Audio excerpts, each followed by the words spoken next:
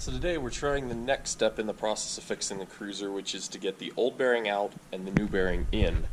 So I have a new axle seal, a new axle outer bearing, but I had to figure out a way to get the old one out. So rather than doing the wise thing and either going and buying a cheap puller kit from Harbor Freight or renting something from a local store, I took the more obvious approach and just spent an hour with my cutter and grinder and a scrap piece of steel and cut out a little puller plate that should do the trick. So I don't know if it will or not, but we're going to give it a try here.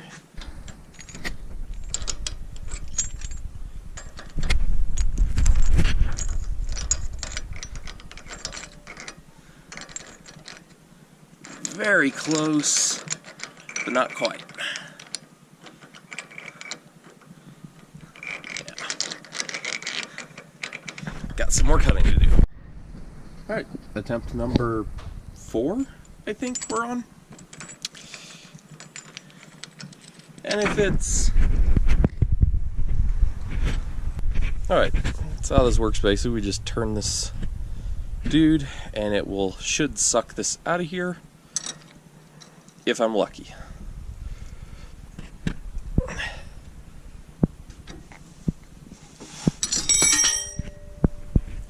Or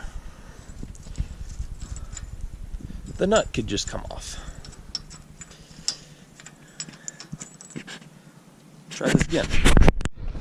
So after a lot of fighting and reconfiguring, it appears to actually be working. So I'm gonna set you guys down over here. Perfect.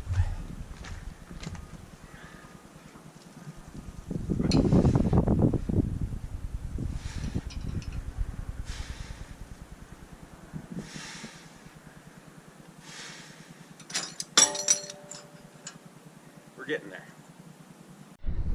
So it's out this far. This is the actual bearing housing. Outer race, but now it's running into my puller, so I gotta figure a way to space this very janky homemade puller so I can finish pulling it out. More progress. It's almost out of here. So there you have it. Took me over 2 hours, all said and done, and by the end of it I had cut and recut this little piece of metal a few times. I had to drill out a washer to use. I have a nut that doesn't necessarily quite fit this right, but just worked enough. Ended up breaking the cage and pulling all the rollers out, and it's finally out of the truck. All that to get that bearing out. So if you look in here, I'm going to clean this tube up real quick before I start the reinstall, because it's still got some muck. Kinda. But yeah, so there's a little lip in here. I'm gonna grab the flashlight. Yeah, so if you look in here, you can see that lip right there, and that's what the bearing juts up against. So I'm gonna clean this tube out some, and then we are going to install the new bearing. Okay, so I just had to watch a old video to confirm, because if you can see this, see this side, the inner race kind of sits in the center of the rollers, whereas on this side it's much more, it's tucked in all the way. So on this particular one, this lip is the one that goes out. So this will go in like so. So using a dead blow, got it started, and now I've got this socket that actually fits kind of right around it. So I'm going to use this to continue driving this in. New bearings in. All happy in this new home. So now I just got to put the new axle seal in. But before I do that, I'm going to go ahead, just for safety's sake, and pack the bearing with some grease. Now this stuff is actually, it's basically glorified Vaseline. but the benefit of this is it's made for transmission assembly, because in transmissions, when this breaks down and gets hot in the fluid, it won't like gel up and clog anything. It actually just kind of dissipates into the fluid, doesn't cause any issues.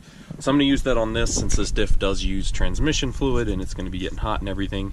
So I'm going to pack this guy full of grease, and then I'm also going to grease the inner lip of the bearing here, or of the seal, so that it's got a little lubrication as well for when we get the axle shaft back in. Alright, that's what I'm going to call it for today. The sun's starting to go down and the temperature's dropping rapidly, so it's getting really cold out here. But I went ahead and just slid the new axle shaft into place, just to keep any dirt, water, what have you, out of that bearing for now, until I have a chance to fully reinstall everything. So next round I should be able to finish everything. I'll have to pull the cover back off. I've got to get the new backing plate installed, then put this axle back in, and then reassemble all the gear, the locker and everything in the diff. And I've got to get the wheel, and I've got a spacer I've got to pull off of this one to transfer to the new one, so I've got to do that as well. But for now, that's it, and we will pick up again right here. So I've got the wheel separated from the old axle, got the spacer pulled off, new axle sitting partially in place, and I got the differential all cleaned out. There's a whole bunch of metal shavings down in here, so I got that all cleaned out. I'm going to start reassembling the locker. I might not have time to get it totally together tonight, but we are going to take a stab at it. So won't be completely done today, but definitely making some more progress.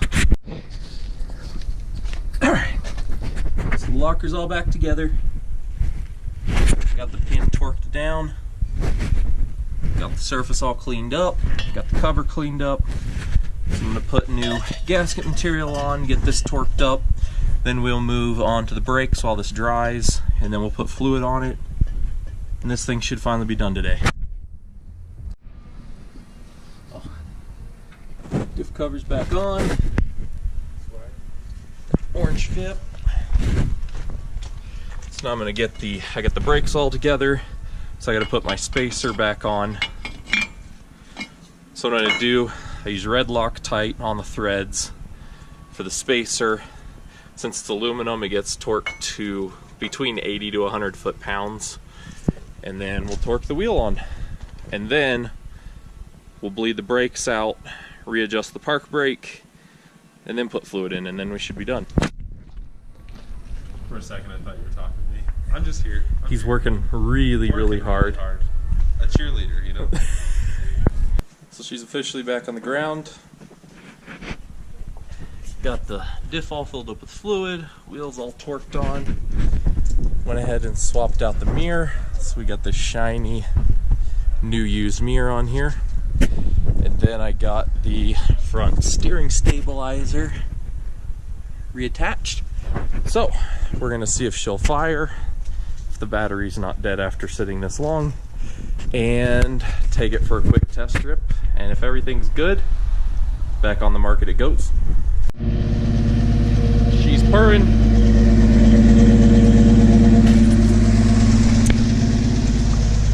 So we're gonna take her around the block. Keep calling it her, even though it's, you know, named after a male dog, Clifford. I don't know either. She sounds healthy. Sounds happy. Alright. See how brakes feel. Crappy as usual.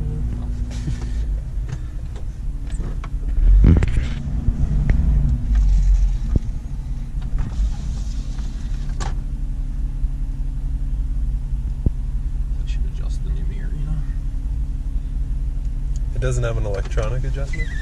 Strangely, it does not. Strangely. That's weird. Yeah, I think think I'm gonna have to adjust the rear brakes more.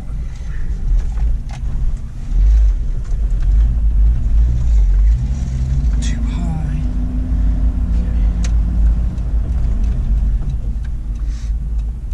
Okay. Yeah.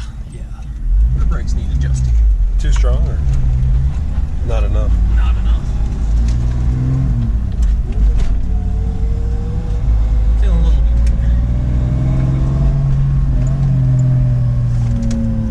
weak. She's moving though. Yeah. No weird noises from the bearing or anything.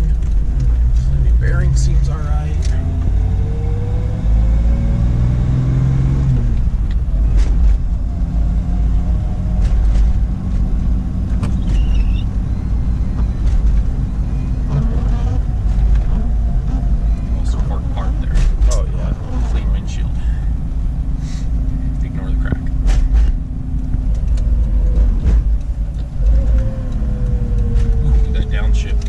That was nice. Carbureted life. Yeah, brakes are feeling better. Getting some fluid moved around. Yes. Getting everything worked back through. We did use and abuse the front brakes pretty heavily. That is true. Getting it off the trail.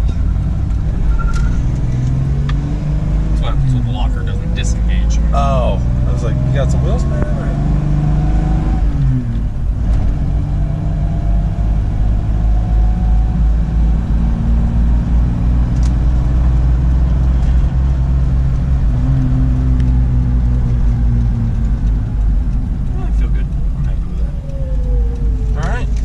So wrapping this one up here, as you can see, the Cruiser is all ready to go.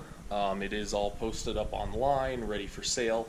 I've had a couple little bites on it so far, but nothing serious yet. So hopefully I'll find a buyer very quickly for it, someone who will take some very good care of it and will let it live on the trails. The bees are already trying to move back in. I had to evict a bunch of them last fall.